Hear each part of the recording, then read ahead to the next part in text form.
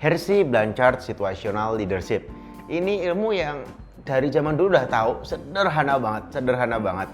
Tapi ketika belajar lagi kemarin, saya baru sadar banget bahwa oh iya juga gitu, kayak anak kecil lagi.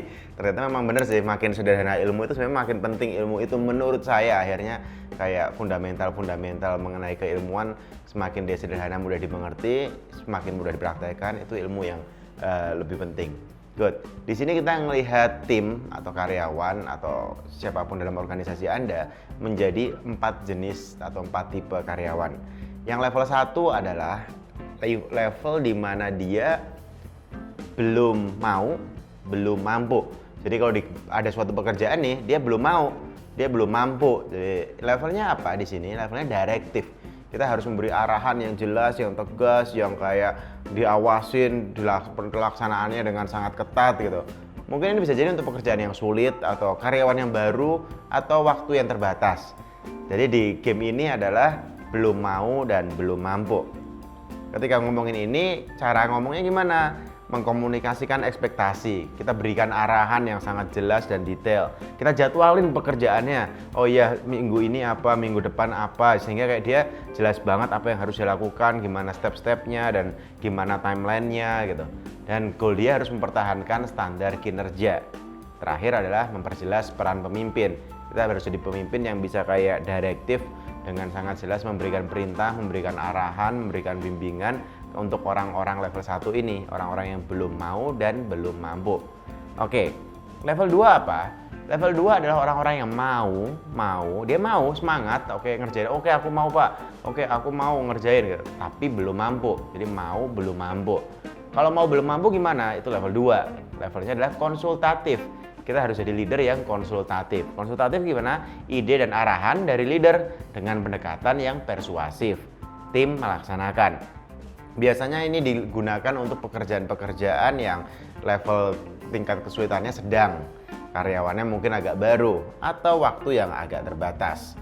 Di sini sebagai konsultatif leadership, kita harus menetapkan target yang menantang, mengharapkan tingkat kinerja tinggi, menekankan perbaikan berkelanjutan, menunjukkan kepercayaan diri dalam memenuhi standar.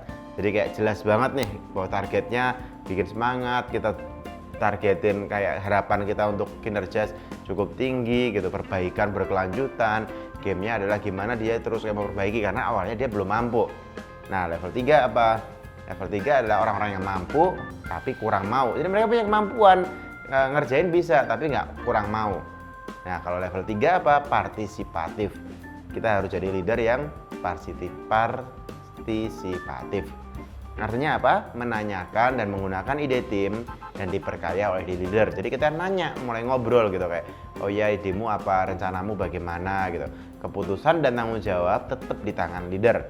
Ini untuk pekerjaan-pekerjaan sedang, karyawan yang kompeten, dan kita punya waktu yang cukup. Di sini kita ngomongin melibatkan tim dalam pengambilan keputusan, konsultasi dengan tim, meminta saran dari tim, dan menggunakan saran dari tim. Itu level 3. Nah, yang paling menarik adalah level 4, yaitu apa? Mau dan mampu.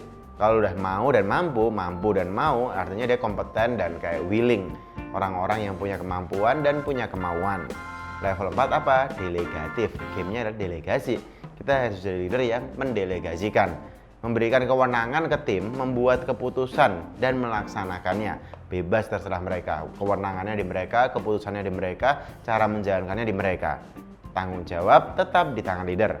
Ini untuk apa sih? Biasanya untuk pekerjaan-pekerjaan yang mudah atau karyawan yang sangat kompeten, atau kita punya waktu yang banyak sehingga kalau ada error masih bisa kita perbaiki, nggak yang mendesak atau yang kayak harus selesai minggu ini dan seterusnya.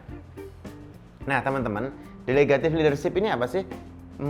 Gimana kita gamenya? Gamenya adalah membuat pekerjaan itu menyenangkan. Jadi kayak seru, asik, nyantai, happy gitu tuh kayak karena orang-orangnya kompeten dan mau gitu, nggak usah kita bikin tekanan ataupun push the limit dan seterusnya. Orang mereka kompeten mau kok gitu.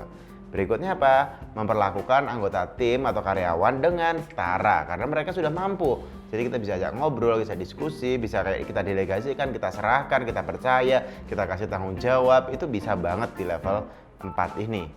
Kita harus bersikap ramah dan mudah didekati, enak diajak ngobrol, enak diajak diskusi dan seterusnya.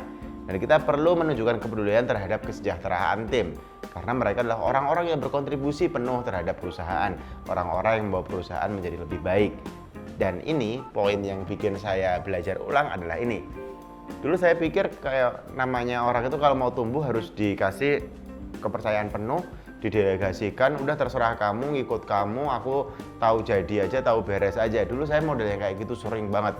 Kadang sampai sekarang masih kayak gitu. Apapun tugasnya, kasihin ke orang, percaya aja. Tahu jadi, tahu nggak jadi, nanti di belakang. Ternyata ketika melihat gini ya kita harus bedain. Mungkin untuk misalnya, kalau Anda misalnya omset 1 miliar, marketing manager aja kompeten, ya memang itu mau dan mampu. Tapi ketika target dinaikin bisa jadi 3 miliar per bulan gitu, bisa jadi dia menjadi mau tapi tidak mampu. Jadi kita jadi leadernya berubah dari awal delegatif jadi konsultatif, tergantung job desk-nya, tergantung targetnya. Atau ini sesuatu yang mendesak sekali nih, harus selesai 3 hari lagi, ya kita harus geser ke direktif. Ini benar-benar kayak harus arahan jelas dikontrol, karena 3 hari itu adalah waktu yang tidak bisa ditawar. Jadi di sini kita melihat bahwa tidak semua orang, tidak semua kondisi dan situasi bisa diperlakukan dengan sama. Bahkan orang yang mau dan mampu di satu titik, ketika jenis pekerjaan berubah atau situasi, kondisi misalnya menjadi mendesak berubah atau pekerjaan jadi lebih sulit, itu berjaya berubah. Dia jadi mau tidak mampu atau mampu tidak mau, itu bisa terjadi. Bahkan bisa dia turun ke level terakhir, misalnya belum mau dan belum mampu. Contoh misalnya, ini keadaan baik-baik saja, tiba-tiba Maret, April, Mei 2020 ada COVID. Orang-orang yang awalnya mampu dan mau, bisa jadi dia masih mau tapi nggak mampu karena kondisi situasi berubah. Jadi leader yang biasanya delegatif bisa jadi harus turun ke lapangan. Dia ikut mengerjakan, mengarahkan, mengawasi dengan ketat karena kondisinya krisis.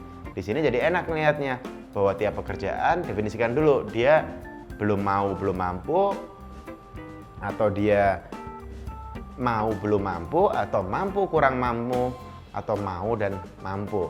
Ini enak banget ngelihatnya kalau kita bisa ngelihat tingkatan ini sesuai dengan situasi dan kondisi.